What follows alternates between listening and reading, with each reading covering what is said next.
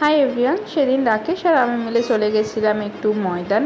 তো ময়দান থেকে বেরিয়ে আমরা দেখি সুন্দর একটা আর্ট ওয়ার্ক করছে একজন, তো ভীষণ সুন্দর লাগলো। সেখান থেকে আমরা চলে যাই ওয়েস্ট সাইডে। আমি আসলে একটা জিন্স নিয়েছিলাম, সেটা লেন্থ আমার ভীষণ বড় হচ্ছিল, তো সেই জন্য সেটা এক্সচেঞ্জ করতে। তারপর আমরা এখানে সব ক্রকারির আইটেমসগুলো ঘুরে ঘুরে দেখছিলাম, ভীষণ সুন্দর সুন্দর ছিল, বাট প্রাইসটা অনেকটাই হাই ছিল, যেগুলো বাইরে অনেকটাই সস্তায় পাওয়া যায়। তারপর বেরিয়ে সেখান থেকে আমরা একটু কাজু কাতলি আর একটু পিস্তা কাতলি টাইপ অফ কিছু মিষ্টি খেয়ে নিলাম। সেখান থেকে আমরা চলে আসি একটু চাঁদনি মার্কেটে। আসলে রাকেশের একটু ফোন দেখবার ছিল, যেটা V40 নিউ লঞ্চ করেছে, তো সেটা আমরা দেখছিলাম।